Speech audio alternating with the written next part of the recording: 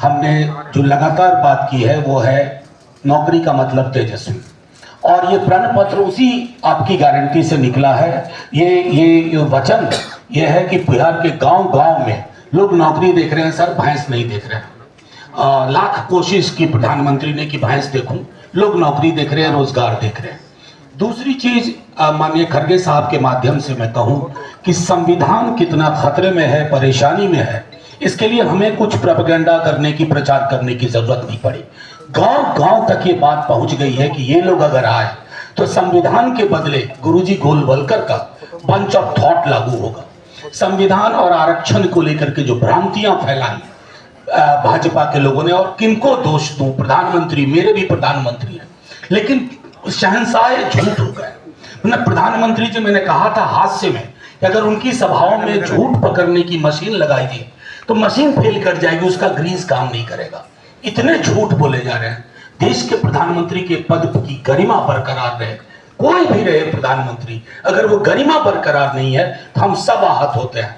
तो मैं आश्वस्त करता हूं कि बिहार में संविधान, तेजस्वी मतलब नौकरी, और तीसरी चीज जो आपके माध्यम से, आपके निर्देश में, आपके संज्ञान में लाते हुए कॉमरेड दीपांकर से हमारी बात हुई थी, 13 करोड़ जो सहारा निवेशक हैं, जो आहत हैं, जो परेशान हैं, एक एक पाई का हिसाब होगा और किसी को निराश नहीं किया जाएगा। 4 जून के बाद जैसा ही सत्ता में बदलाव होगा तो कार्यशैली में भी बदलाव होगा, आर्थिक सामाजिक न्याय होगा, सिर्फ नौकरियों की बात होगी, मंगलसूत्र, भैंस, मछली, मटन, इन सब की कोई बात नहीं होगी। और आखिरी एक टिप्पणी करके, बड़ी कोशिश की धार्मिक ध्रुवीकरण की, पूरे देश में नहीं हो रहा है सर, बिहार में तो कतई नहीं हो रहा है, क्योंकि मंदिर, मस्जिद, गिरिजा, गुरुद्वारा में खड़े आदमी को भी एक पेट है, उस पेट को अन्न से मतलब है, उसको रोजगार से मतलब है। भूखे भजन न हुई है गोपाला। प्रधानमंत्री जी इस देश के मर्म को 10 बरस में समझ नहीं पाए। 2024 में भारत की जनता और बिहार की प्रगतिशील जनता वोट आउट करेगी, उन्हें सत्ता से बेदखल करेगी, और मैं समझता हूं कि वहां से एक प्रगतिशील समाज की शुरुआत होगी, एक सत्ता की शुरुआत होगी। शुक्रिया। आज मोदी जी खुद अदानी का आरोप लगा रहे हैं कि अदानी ने तीसरा, अगर मोदी जी कहते हैं कि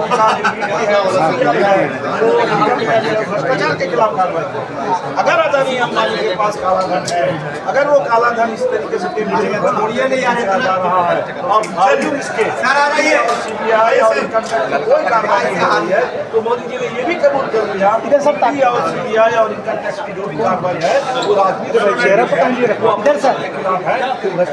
ये भाई कौन लगा है? सीएम कैसा लगा? बात नहीं करते, और डेवलपमेंट में उन्होंने क्या किया 10 साल में, उसके बारे में वो लोगों को जो समाधान कारक उत्तर मिलना चाहिए उसके बारे में भी वो कुछ नहीं बोलते। और हर चीज किसानों से लेकर युवाओं से लेकर मजदूर तक और महिला तक परेशान है। तो ये जो है परेशानी उनको आज इस चुनाव में परेशान कर दी, और हमेशा हर बात पे वो धर्म के राजकारण पे ही आते हैं। हिंदू मुसलमान हर चीज कोई संबंध नहीं रहता, लेकिन वो हिंदू मुसलमान ये इशू करके वो अपनी राजनीति चलाना चाहते हैं और हिंदू मुस्लिम को बांटना चाहते हैं। लेकिन जनता इस बार समझ गई है कि ये बांट रहे हैं लोगों को अपने लिए, ये देश के अच्छाई के लिए नहीं, या लोगों के डेवलपमेंट के लिए वो ये नहीं कर रहे, सिर्फ वोट बटोरने के लिए ये काम कर रहे हैं, ये लोगों के ध्यान में आया है।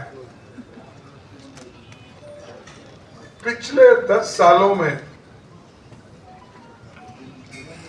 विपक्ष के नेताओं को परेशान करने में ही अपना समय उन्होंने गुजारा, और जब परेशान करते हैं, चाहे वो ईडी का केस हो, चाहे इनकम टैक्स का हो, चाहे सीवीसी से केस डलवाना हो, चाहे सीबीआई का हो, ये करवाते हैं और उनको आह्वान भी करते हैं, आइए हमारे साथ जुड़िए, मिलेंगे, मिल के काम करेंगे। मुझे हंसी आ रही थी, कल महाराष्ट्र में उन्होंने नंदुरबार क्या कहीं ये बोला कि अगर पवार साहब वहां रह के मरने के बजाय, उद्धव ठाकरे वहां रह के मरने के बजाय ये कांग्रेस में जाके ये अच्छा होगा कि वो हमारे साथ रहे और वो अपनी इच्छा पूर्ति करे, और हम वो उनकी इच्छा को पूर्ति करने के लिए तैयार हैं। क्या एक प्राइम मिनिस्टर ऐसा कह सकता है?